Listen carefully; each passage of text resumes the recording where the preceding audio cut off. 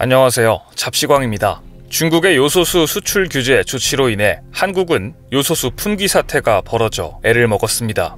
하지만 정부와 민간 기업, 국민들의 기부 행렬까지 이어져 단합된 힘으로 이번 요소수 사태 역시 빠른 시간 안에 수습해가고 있습니다. 중국이 촉발한 이번 요소수 품귀 사태를 통해 지금 한국에서는 앞으로 요소는 물론 다른 원자재들도 더 이상 중국과 거래하지 말고 수입선 다변화를 해야 한다는 목소리가 커지고 있으며 한국 역시 적극적으로 다양한 수입처를 분석 중입니다. 어찌 보면 중국에 대한 원자재 의존도를 낮출 수 있는 명분이 생긴 것인데요. 한국의 빠른 수습도 당황스러운데 순식간에 수입선 다변화 이야기까지 나오자 중국은 당황한 모습이 역력했습니다.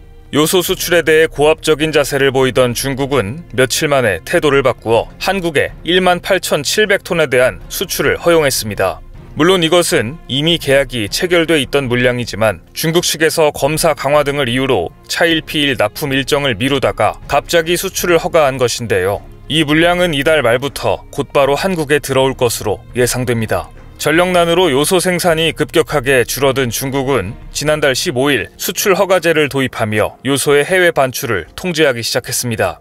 그러다 한국이 수입선 다변화를 고려 중이라는 뉴스가 나오자 당황한 중국 정부는 한국에 대한 요소 수출 제한을 풀기 시작했습니다. 그리고 수출 절차가 재개된 계약 물량 18,000여 톤 외에도 별도의 추가 물량도 곧 한국에 들어올 예정입니다. 하지만 한국은 앞으로 더 이상 요소 수입을 중국에 의존하는 상황은 끝났다는 입장을 보이면서 대체 수입처를 서둘러 찾을 것이라고 분명히 밝혔습니다. 이렇게 자신들의 수출 규제가 예상치 못한 방향으로 흘러가자 결국 왕이 부장이 직접 나서기까지 했습니다. 평소에 거친 언사로 유명한 중국 외교의 얼굴 왕이 외무부장이 최근 한국 요소수 품귀 사태에 대해 언급하면서 오해가 없었으면 좋겠다라는 메시지를 한국 외교부에 전해온 것입니다. 상당히 완곡한 어법으로 보이는데요. 왕이 부장은 다들 아시다시피 평소 직설적이고 거친 언행으로 유명한 인물입니다. 그런 인물이 그리 대단하지도 않은 요소수 사태에 대해 굳이 입장을 완곡하게 밝힌 것은 상당히 이례적입니다. 왕이 부장의 성격이 갑자기 나긋해진 것인가 라는 생각도 드는데요. 절대 그렇지는 않습니다. 실제 최근 세계 외교 무대에서 중국 왕이 외교부장의 표정은 어느 때보다 굳어 있습니다. 미국이 반중국 연대를 강화하면서 영국, 호주는 물론 동아시아에서도 미국 중심의 안보 동맹을 강화하고 있기 때문입니다. 특히 미국과 영국, 호주가 안보 협의체인 오커스를 결성하자 중국은 영국에 불편한 심기를 노골적으로 내보였습니다. 왕이 부장은 영국에 대해 미국, 영국, 호주의 3자 안보 동반자 관계 수립과 핵 잠수함 협력 개발에 대해 심각한 우려를 표명한다. 이들의 관계는 심각한 핵 확산 위험을 제기하는 일이라고 직설적으로 비난했습니다. 또한 왕이 중국 외교부장은 일본에도 거친 언사를 이어갔습니다. 일본은 대만, 역사 문제에 대해서 선을 넘지 말아라.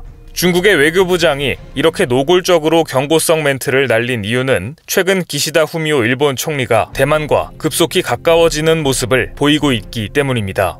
기시다 총리는 대만과 개인적인 인연이 있습니다.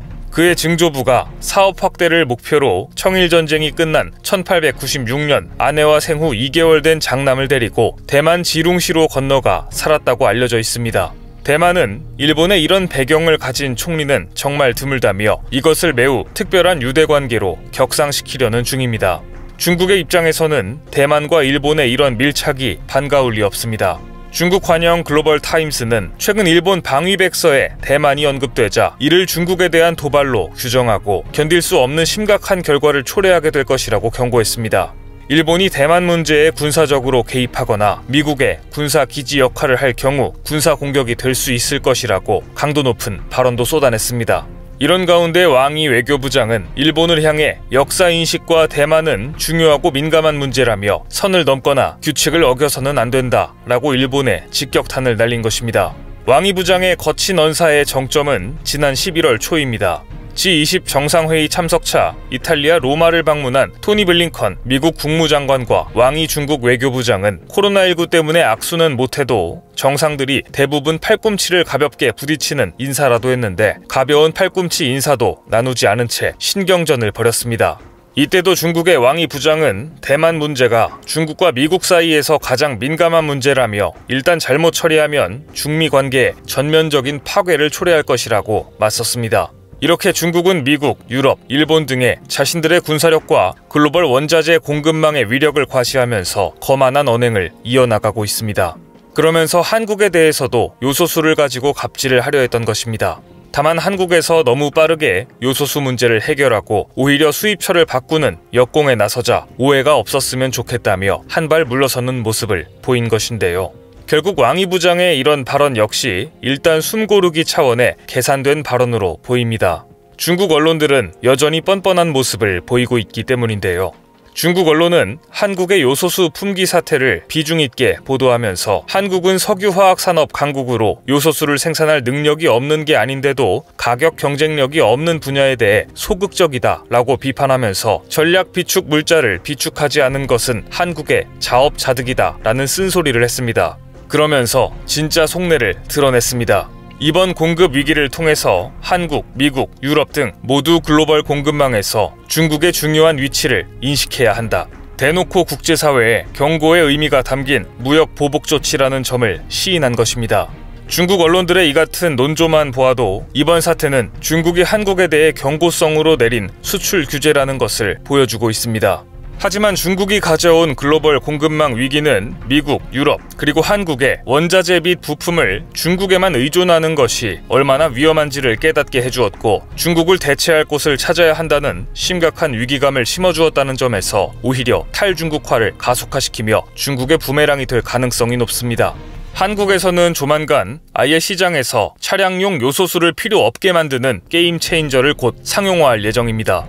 즉 더 이상 중국산 요소수를 수입할 필요도 없는 기술이 이미 한국에서 완료가 된 것입니다. 그중 하나로 꼽히는 게 요소수 역할을 대체할 수 있는 비요소수계 대체 촉매제입니다. 한국에서는 이미 경유에서 나오는 탄화수소로 경유차의 배기가스를 걸러내는 대체 촉매 기술을 개발하고 있었습니다. 거쳐야 할 평가가 남아 상용화까지는 아직 시간이 남았지만 이번 사태로 상용화가 더욱 가속화될 전망입니다. 실제 국책연구기관인 한국화학연구원은 요소수를 대체할 원천 기술을 개발했습니다. 이 기술이 적용될 경우 경유차는 요소가 아닌 탄화수소나 수소를 이용해 질소 산화물을 분해하게 되고 탄화수소는 차량 연료인 경유에서 바로 가져올 수 있기 때문에 별도의 저감 장치가 필요하지 않습니다. 덕분에 요소수를 이용한 기존의 질소 산화물 저감 장치보다 구성도 단순해집니다. 이것이 상용화되면 운전자가 별도로 차량에 요소수를 주입하는 번거로움도 사라집니다. 또한 중국이 요소수를 가지고 갑질을 하는 상황도 영원히 사라집니다. 이렇게 한국은 이미 중국의 요소수를 아예 시장에서 없애버릴 기술을 가지고 있습니다. 다만 상용화까지 약간의 시간이 필요할 뿐입니다. 중국과 일본은 무역을 보복수단으로 사용하는 비겁한 모습을 보였지만 한국은 기술 개발과 다른 국가와 협력을 통해 이런 무역 보복을 빠르게 무력화시켜 왔습니다. 신뢰할 수 없는 국가와 무역을 이어갈 나라는 어디에도 없습니다. 일본이 한국에 내린 핵심 소재 부품에 대한 수출 규제를 한국이 빠르게 극복하고 거래처를 잃은 일본 기업들이 오히려 한국을 찾아오게 만들었듯이 최근 중국의 요소수 수출 규제는 일본처럼 국제사회에서 중국의 신뢰도만 떨어지게 하는 자충수로 끝날 것으로 보입니다. 오늘 준비한 소식은 여기까지입니다. 댓글을 통한 여러분들의 많은 의견 기다리겠습니다.